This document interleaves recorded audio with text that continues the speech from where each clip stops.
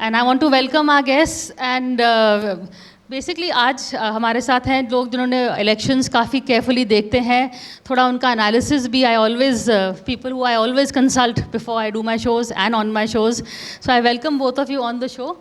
And my biggest question really is Sanjay ji, is 24 going to be a walkover? क्योंकि लगता है कि अभी असेंबली चुनाव के बाद कि बीजेपी का कोई विकल्प नहीं है. वॉकओवर तो एक शब्द है जिससे मैं एग्री नहीं करता. वॉकओवर तो किसी चीज़ में नहीं होती है, चाहे एक मजबूत क्रिकेट टीम कमज़ोर टीम के साथ खेल रही हो, चाहे क्लासरूम हो. तो वॉकओवर शब्द से मेरी आपत्ति है, मैं उससे सहमति नहीं रखता. लेकिन ये ज़रूर है, जिस तरह से बीजेपी चुनाव जीत रही है, 2014 का लोकसभा चुनाव, 19 का लोकसभा चुनाव और अभी जो 5 राज्यों के चुनाव के नतीजे आए हैं, उससे बहुत स्पष्ट है कि बीजेपी एक मजबूत पार्टी है. और 2024 के लड़ाई में बीजेपी का मुकाबला करना किसी भी पार्टी के लिए अकेले बहुत ही मुश्किल है. तो बीजेपी बहुत मजबूत है 2024 में. इसमें कोई मतलब ये कहने में मुझे कोई गुरेज नहीं है, कोई एतराज़ नहीं है. पवन वर्मा जी, आपका और ऑल्सो हम अभी बात कर रहे हैं कि कोई विकल्प नहीं है, लेकिन एक इंडिया अलायंस तो आया है. तो आपके बारे में मैं कमलनाथ जी से जिक्र कर रही थी, तो उन्होंने मुझे बोला कि भाई Pawan Verma is very disheartened about the India alliance. तो आप बताइए, कुछ होप है, कुछ उम्मीद है? देखिए, मैं संजय जी से सहमत हूँ कि इस समय लगता है कि 2024 में बीजेपी बहुत मजबूत है और उसके 2 कारण हैं. एक तो नरेंद्र मोदी जी की निजी लोकप्रियता और व्यक्तित्व, और दूसरा विपक्ष की कमजोरी. आज हमारा विपक्ष जो है वो टुकड़ों में बटा हुआ है, और जो भी प्रयास हाल में हुए हैं कि वो एकजुट हों, और एकजुट होने के कारण है क्योंकि 2019 में भी बीजेपी को पूर्ण बहुमत लगभग 37% वोट पे मिली थी, यानी 60% वोट उनको ना नहीं मिला था. तो if you see it from that perspective, एकजुट होने के लिए एक तर्क भी है और एक ज़रूरत भी है. पर जिस प्रकार से विपक्ष ने इसकी कोशिश की है, उससे मैं बहुत ही मायूस हूँ, और उसमें मुझे कहने में कोई संदेह नहीं है. आप ये समझिए कि 2023 में आप जून के महीने में इस प्रयास को शुरू करते हैं. आप 2019 से 2023 तक क्या कर रहे थे? 2019 में आप पटना में मिलते हैं और इंडिया अलायंस के बारे में आप ऐलान करते हैं. अगर कोई प्रोफेशनल पॉलिटिकल यूनिटी या ऑर्गेनाइजेशन होता तो मैंने कई बार कहा भी है कि 1 हफ्ते के अंदर एक सेक्रेटेरिएट बनता, कॉमन मिनिमम प्रोग्राम निकलता और एक वर्किंग ग्रुप का गठन होता जिसमें सीट एडजस्टमेंट्स पे शुरुआती बातें शुरू हो सकें. तो ऐसा कुछ नहीं हुआ. मिले, चाय पी, खाना खाया, फोटो ऑफ हुई. उसके 4 हफ्ते बाद आप बेंगलुरु में मिले, वहाँ भी यही हुआ. उसके 5 हफ्ते बाद आप मुंबई में मिले, वहाँ भी यही हुआ. तो फिर भोपाल में मीटिंग होनी थी, वो रद्द हो गई. 6 दिसंबर को मीटिंग होने वाली थी, वो उसकी तारीख अब और आगे कर दी गई है.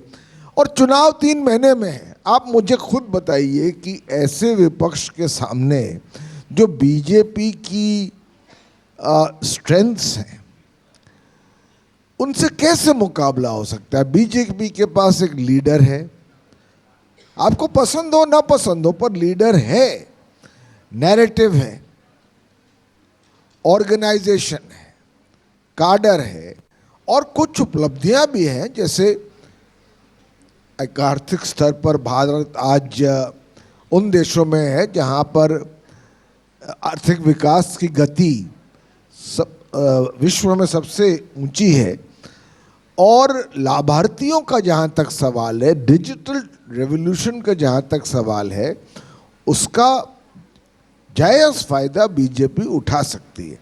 तो इसके विपरीत विपक्ष के पास कौन सा नैरेटिव है?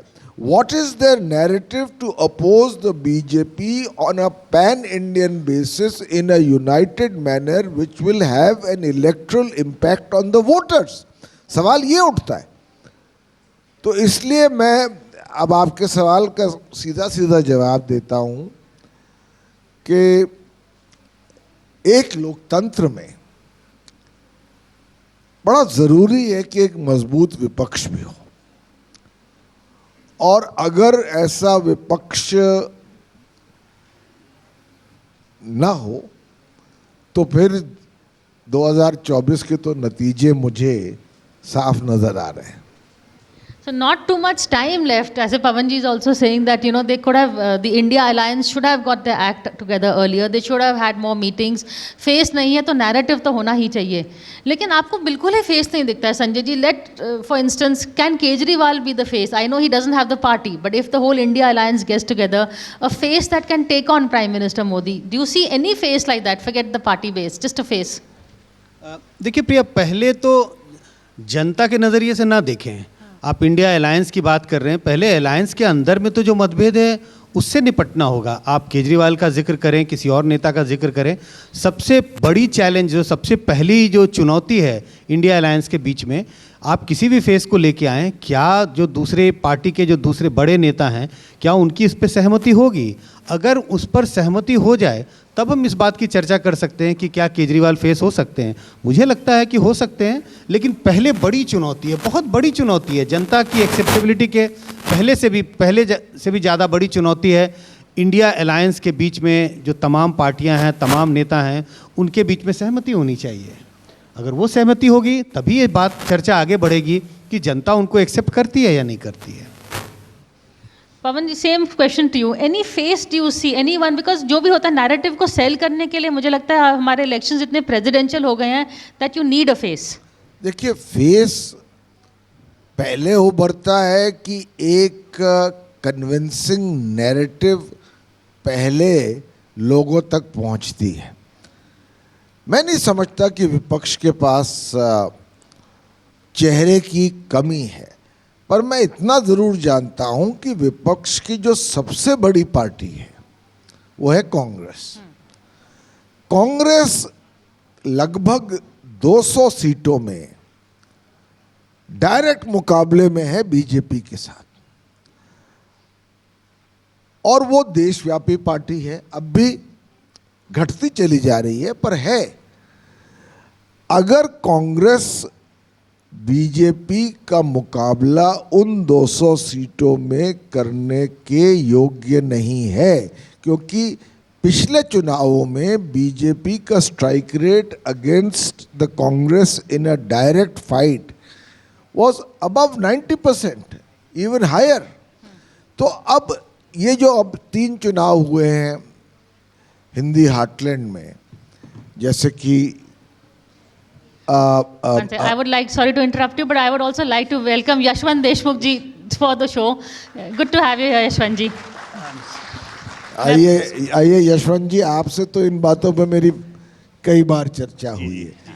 तो कांग्रेस अगर सक्षम नहीं है तो फिर ये इंडिया अलायंस की बुनियाद ही नहीं है, क्योंकि हर बाकी जो हिस्से हैं इस अलायंस के, वो अपने क्षेत्र में मजबूत हैं, क्षेत्र के बाहर उनका योगदान कम है। एक सीमेंट जो जोड़ सकता है उन सब पार्टियों को एक पैन इंडियन देशव्यापी स्तर में विपक्षीय एकजुटता के प्रमाण से, वो तो कांग्रेस पार्टी है। अब कांग्रेस पार्टी इस समय मैं समझता हूँ जो चेहरा वो लेके चलती है, एक तरफ आप राहुल गांधी को खड़ा कीजिए और एक तरफ नरेंद्र मोदी को, तो कोई चॉइस ही नहीं बचती है। Is there a choice? Audience, Rahul Gandhi versus Narendra Modi? और Congress, Yes, I heard one yes at least. नहीं, कांग्रेस ये नहीं समझती है कि राहुल गांधी अगर राजनीति में है तो इससे कोई एतराज नहीं है, क्योंकि कई कई परिवारों में ऐसा होता है, किसी के माता पिता आर्मी में हैं या डॉक्टर हैं या इंजीनियर हैं या ब्यूरोक्रेट है, तो बेटा या बेटी वो भी उस प्रोफेशन से जुड़ जाते हैं। पर जो ये परिवारवाद आ गया है भारतीय लोकतंत्र में कि जो लीडर का बेटा होगा या बेटी होगी वही पार्टी का लीडर होगा, एक तो ये समस्या है। राहुल गांधी जी वेल इंटेंशन्ड होंगे, पर ये तो आज पूरी तरह से साबित हो गया है कि चुनाव में उनकी कैपेबिलिटी जीतने की कम है, और वो उसका दूसरा कारण जुड़ा हुआ है। Congress as an organisation has crumbled. मैंने कई दफे कहा था, उस दिन यशवंत जी से बात हो रही थी, कि आप सुपर स्ट्रक्चर ऑफ सक्सेस बना नहीं सकते जब तक कि कोई फाउंडेशन ना हो। फाउंडेशन ही नहीं बचा। पार्टी का ऑर्गेनाइजेशन ज़मीनी स्तर पे, ग्रास रूट लेवल पर इस तरह से निगलेक्ट हो गया है और इस हालत में है कि एक भारत जोड़ो यात्रा करने से या एक बड़ा एक्टिव मीडिया सेल बनाने से आप बीजेपी का विकल्प नहीं बन सकते। Yashwant ji, I would welcome you to the conversation. Yashwant ji is also the founder of Sea Voter. मेरा सवाल पवन जी के साथ था कि कोई ऑपोजिशन के लिए कोई is it just a walkover for prime minister Modi and BJP, कुछ कोई विकल्प आ सकता है ऑपोजिशन से, maybe not from the Congress but from outside. I had given Kejriwal as an example, जिनके पास पार्टी बेस नहीं होगा, पर अगर सारी ऑपोजिशन उनको सपोर्ट करें तो कुछ ऐसा, कोई ऐसा चेहरा आ सकता है। पहले तो माफ़ी चाहूँगा, इस शहर का ट्रैफिक जो है थोड़ा मेरे पैमाने से भी थोड़ा छटक सा गया है, तो जब मैं वापस आता हूँ हर बार 15-20 मिनट का और ज़्यादा मामला और बढ़ा ही हुआ मिलता है। देखिए, विकल्प एक तो मैं मतलब पवन जी से भी और संजय भाई और हम लोग आपस में मंच के अलावा हम लोगों की भी बातचीत बहुत होती रहती है, और मूलतः मुझे नहीं लगता कि हम में से कोई भी डिसएग्री करेगा अगर मैं आपको ये बोलूं कि मैं टीना फैक्टर में यकीन नहीं करता। टीना फैक्टर यानी देयर इज़ नो अल्टरनेटिव। किसी भी जीवंत लोकतंत्र में टीना फैक्टर की कोई गुंजाइश नहीं होती। हाँ, ये ज़रूर है कि अगर आप जनता से ये अपेक्षा करें कि एक अदद अच्छा विकल्प मिले बगैर आपके कहने के ऊपर जनता खाई में कूद जाए, तो ये नहीं होगा। जनता भी टीना फैक्टर में यकीन नहीं करती, लेकिन बेहतर विकल्प मिलने तक वो इंतज़ार करना जानती है। अब केवल इसलिए कि ये विकल्प आपको व्यक्तिगत रूप से पसंद नहीं है, इसलिए आप जनता को कोसें कि जनता कूद क्यों नहीं रही दूसरे विकल्प के लिए। तो अंधेरे में तो कोई कूदना नहीं चाहता ना। हम में से, आप में से ह्यूमन इंस्टिंक्ट है हम लोगों की कि अंधेरे में कोई नहीं कूदना चाहता जब तक कि घर के अंदर आग ना लगी हो। घर के अंदर आग लगी हो तो अंधेरे में खिड़की के बाहर इंसान जान बचाने के लिए कूदता है, ठीक है ना। तो ये भी मौके कई सारे आते हैं लोकतंत्र में। 77 का चुनाव मेरे ख्याल से वही था। घर में आग लगी थी, सामने क्या आएगा इसकी चिंता परवाह किए बगैर लोग कूद गए, ठीक है। लेकिन आज की तारीख में ये कहना कि जनता ने ऑप्शंस ढूंढे नहीं या ऑप्शंस को मौका नहीं दिया, ये भी थोड़ा सा गलत होगा। इस मुल्क में पिछले 10 साल में देखिए, एक ओवर सिंप्लीफाइड नैरेटिव है कि बीजेपी को हराया नहीं जा सकता, बीजेपी अपराजय है, बीजेपी का जगरनेट चलता ही जा रहा है। लेकिन फैक्ट्स ऐसा नहीं कहते। फैक्ट्स आपको ये बताते हैं पिछले 10 साल में इसी मुल्क में बीजेपी 50% चुनाव हारी है। पवन जी जिस ओर इशारा कर रहे थे, इसी मुल्क में आपने इतने विधानसभा चुनाव देख लिए इवन लोकसभा चुनाव में भी ऐसे राज्य देख लिए जहां बीजेपी की दाल नहीं गली तो नहीं गली। तमिलनाडु नहीं जीत पाई, केरला नहीं जीत पाई, पंजाब नहीं जीत पाई, कई राज्यों में अच्छी खासी कड़ी टक्करें मिली। तो जो नॉन कांग्रेस अपोजिशन है इस मुल्क का, देखिए उसने अपनी भूमिका अच्छे तरीके से निभाई। आप ममता बनर्जी से लेकर अरविंद केजरीवाल, अरविंद केजरीवाल से लेकर स्टालिन, या आप जितने भी आप रीजनल पार्टीज़ और उसमें आप जैसा अभी पवन जी कह रहे थे, डायनेस्टिक पॉलिटिक्स की जो बात होती है ना, वो भी टीना फैक्टर के इतर है। इस मुल्क में ऐसा नहीं कि डायनेस्टीज़ नहीं चलती, प्रोवाइडेड डायनेस्टी में जो अगला बंदा आ रहा है वो उस लायक हो। आप हेमंत सोरेन को देखिए, वो अपने पिताजी की दी हुई जागीर को और आगे खींचने में कामयाब हो गए। इस मुल्क के इस समय सबसे सक्सेसफुल मुख्यमंत्री जो हैं बीजू पटनायक, आखिर तो वो अपनी पिता की जागीर को ही लेकर के आए ना, उसी को आगे खींच ले गए। स्टालिन खींच ले गए ना।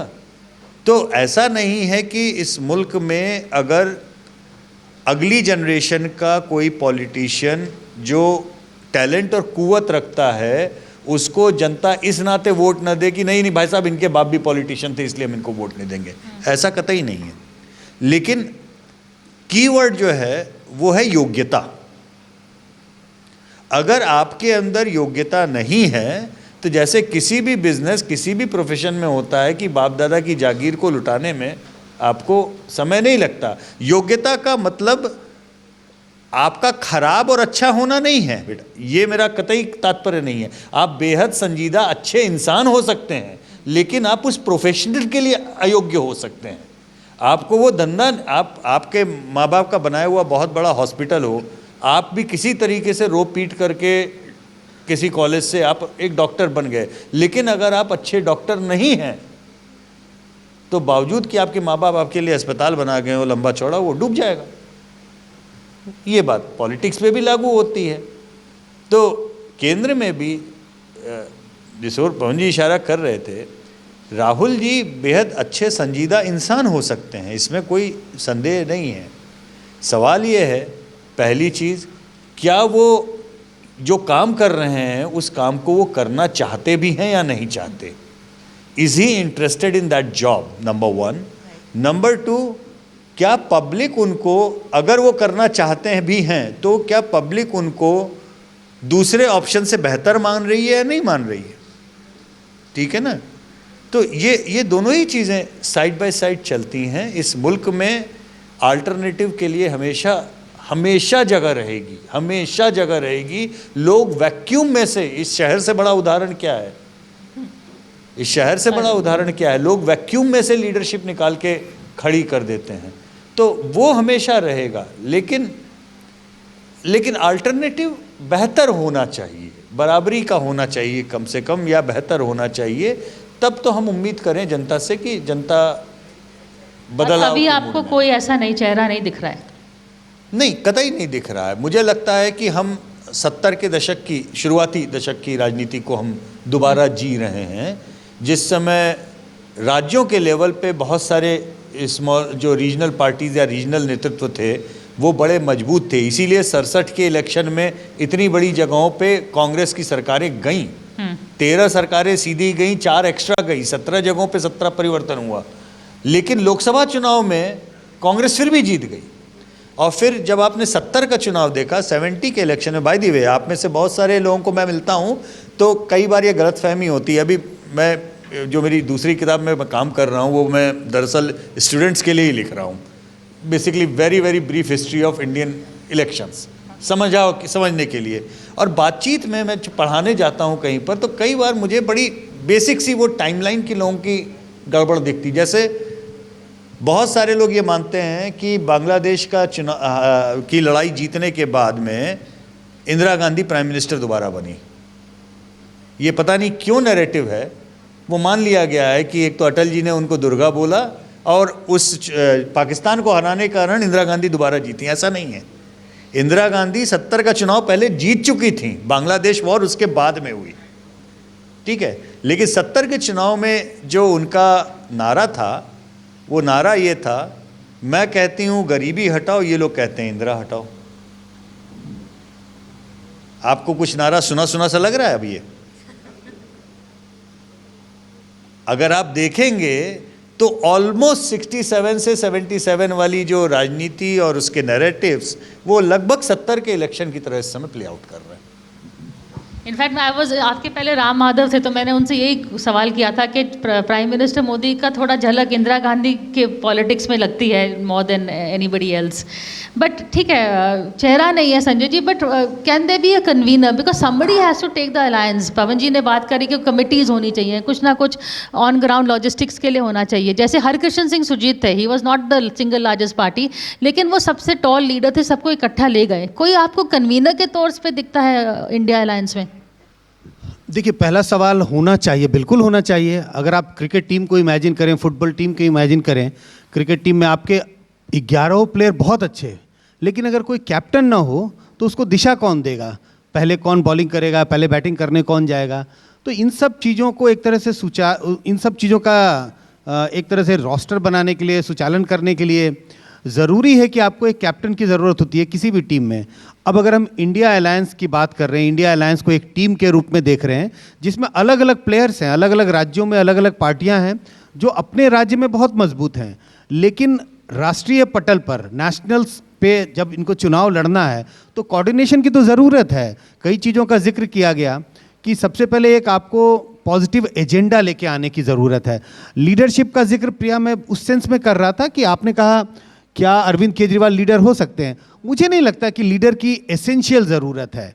ऐसा नहीं है कि एकदम एसेंशियल है, आपके पास प्लेयर्स हैं, मिलके काम कर सकते हैं, लेकिन कोऑर्डिनेशन की ज़रूरत है, कोऑर्डिनेशन कमेटी बनाने की ज़रूरत है और एक कन्वीनर की ज़रूरत है। एक कन्वीनर की ज़रूरत है जो तमाम तरह के इश्यूज़ को रिजॉल्व कर सके। बहुत सारे मतभेद हैं, लीडरशिप को लेके मतभेद है, इश्यूज़ को लेके मतभेद है, तो एक कॉमन मिनिमम प्रोग्राम बनाने की ज़रूरत है। मुझे लगता है एक पॉजिटिव एजेंडा लाने की ज़रूरत है, उसका बहुत अभाव है। पॉजिटिव एजेंडा सिर्फ ये नहीं हो सकता कि एक कास्ट सेंसस कराएंगे, ऐसी चीज़ों का जिक्र करें जिससे एक आम जनता, एक आम वोटर अपने जीवन में आता हुआ परिवर्तन या उसकी अपेक्षा कर सके, कम से कम उम्मीद कर सके कि इंडिया अलायंस जब सरकार बनाएगी तो उनके जीवन में ये परिवर्तन आने की गुंजाइश है। आप कहते हैं कास्ट सेंसस होना चाहिए, उस पर मतभेद नहीं है। इन दिनों जब हमने सर्वेस किए अपने 5 राज्यों में तो लोग कहते हैं कास्ट सेंसस होना चाहिए, लेकिन लोग उस पर वोट नहीं दे रहे क्योंकि उनको ये नहीं पता कास्ट सेंसस होने से उनके जीवन में परिवर्तन क्या आएगा।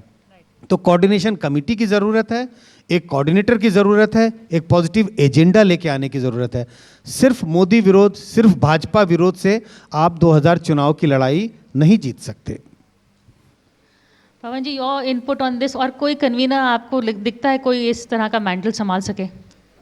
देखिए, मुझे इस चर्चा में अगर आप मुझे इजाज़त दे, 2-3 शेर याद आ रहे हैं। I would love to hear them.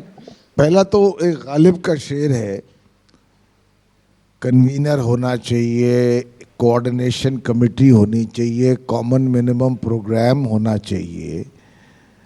आज हम वो अंग्रेजी में कहते हैं पिवटिंग ऑन द प्रेसिपिस, चुनाव 3 महीने में है और हम कह रहे हैं होना चाहिए।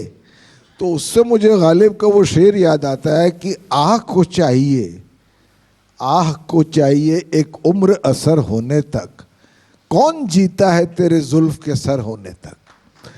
तो सीधी बात ये है कि आपने देर से शुरू किया और जो कुछ भी संजय जी कह रहे हैं होना चाहिए था, उसके लिए अब समय का अभाव है और अगर हो भी जाए तो उसका इम्पैक्ट अब नहीं बन सकता, नहीं एक नैरेटिव खड़ी हो सकती। पवन जी, मैं एक चीज पूछना चाह रहा था, जब हम सब ये समझते हैं जो होना चाहिए था वो कब का हो चुका होना चाहिए था, हम सब इस बात को समझते हैं, तो ये राजनीतिक पार्टियां क्यों नहीं समझ रही हैं? ये लोग क्यों नहीं समझते? Very good question. नहीं, ये बहुत अच्छा सवाल है आपका। राजनीतिक पार्टियां समझती हैं, पर उस पर भी मैं शेर से ही जवाब दूंगा। फैज का शेर है, दिल से तो हर मामला करके चले थे साफ हम, दिल से तो हर मामला करके चले थे साफ हम, कहने में उनके सामने बात बदल बदल गई। कहने का मतलब यह है कि विपक्षीय पार्टियां ये जानती हैं कि अगर एकजुट नहीं होंगे तो बीजेपी की जो आज मौजूदा स्थिति है, मैंने उसका बयान किया, लीडर, नैरेटिव, ऑर्गेनाइजेशन, कार्डर एंड सम अचीवमेंट्स, उसका सामना नहीं हो सकता। और मैं यशवंत जी से पूरी तरह सहमत हूं कि कोई भी पार्टी अगर ये समझे कि वो हमेशा अपराजय है, इनविंसिबल है, तो गलत है।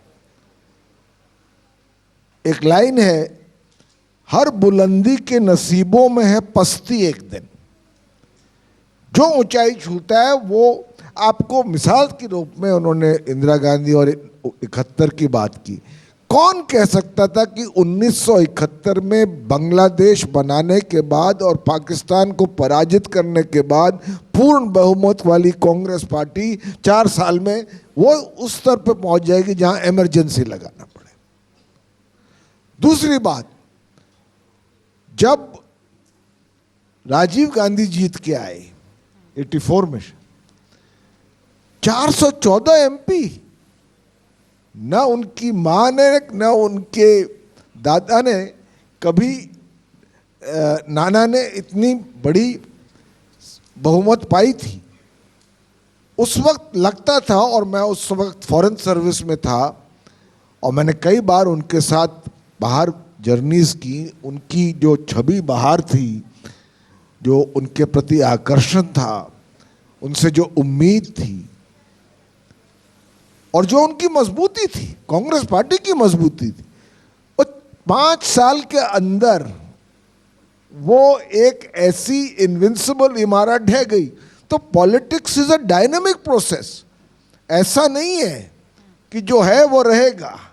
बहुत आए और बहुत गए। और एक और बात मैं जोड़ना चाहता हूं, आज भी नैरेटिव विपक्ष को बनाने के लिए देयर आर लेजिटिमेट ग्रीवेंसेस। बेरोजगारी है, महंगाई है, अलोकतांत्रिक प्रक्रियाएं हैं।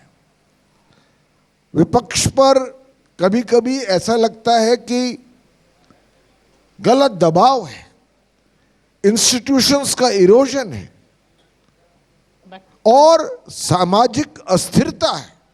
इस देश में जो सामाजिक अस्थिरता है और जो मजहबों के बीच, समुदायों के बीच जो तनाव है, उससे कभी भी आर्थिक तरक्की नहीं हो सकती। तो एक नैरेटिव के लिए सारे तथ्य हैं, पर विपक्ष की ये, मैं अब क्या शब्द इस्तेमाल करूं, मैं भी पॉलिटिक्स में हूं तो थोड़ी शालीनता दिखाना चाहता हूं, पर विपक्ष नाकाम रहा है इसमें। सिंपल बात ये है। Okay, Yashwant ji, last word to you. तो फिर जैसे कि इंदिरा गांधी ने ही इंदिरा गांधी को हराया, तो क्या मोदी ही मोदी को हरा पाएंगे? बिकॉज विपक्ष में तो कोई वो नहीं, क्या अपनी ही some like an emergency mistake, and is he knowing him the way he is, he thinks 10 times ahead, वो कुछ ऐसा करेंगे या people will be disheartened by him? Cricket की भाषा में समझाना चाहूँगा। हाँ, क्रिकेट इज द क्रिकेट की भाषा में समझाना चाहूँगा। हालांकि जितने लोग यहाँ बैठे हैं शायद इनकी जनरेशन से पुरानी टीम है। मतलब मेरे लिए टेस्ट क्रिकेट के इतिहास की सबसे बड़ी और बेहतरीन जो टीम थी वो वेस्ट इंडीज़ की क्लाइव लॉयड के कैप्टनसी वाली टीम थी। उसके इर्द गिर्द उस बादशाहत के कोई टीम नहीं, ऑस्ट्रेलियंस भी नहीं पहुँच पाए, मुझे नहीं लगता। मतलब वो चीज़ अलग थी। तो एक बार वेस्ट इंडीज़ की टीम जो थी वो इंग्लैंड के टूर पे थी और जिसे मतलब वाइट वॉश दूसरे ही तरीके से उन्होंने किया, 5-0 से जीते थे।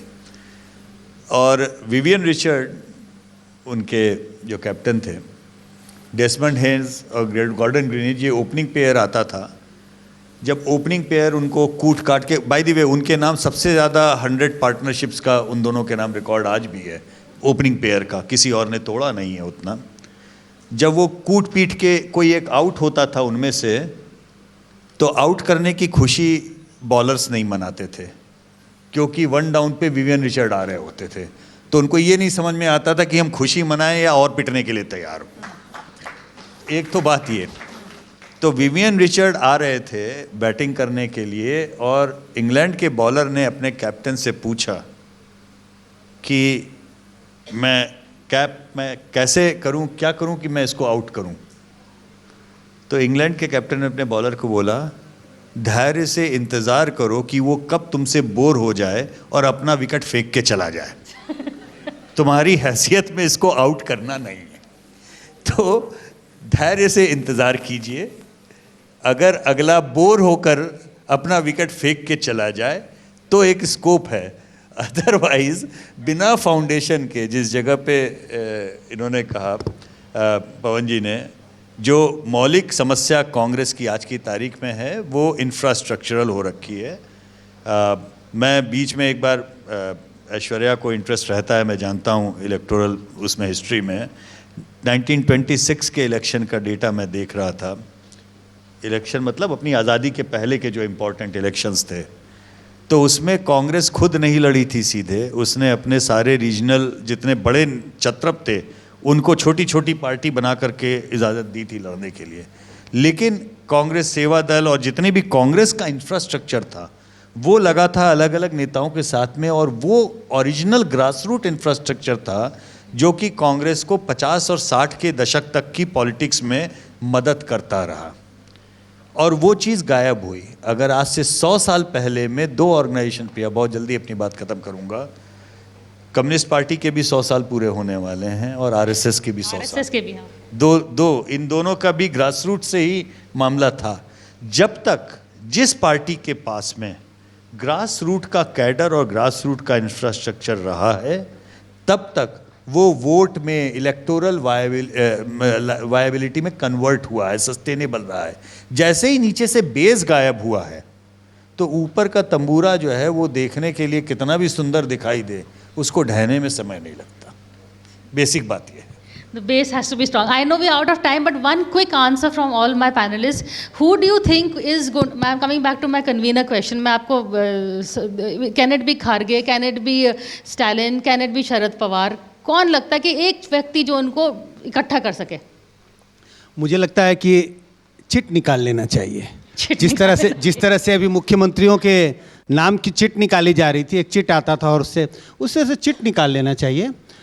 वैसे सीनियरिटी के हिसाब से देखना चाहिए। 2 चीज़ें देखनी चाहिए।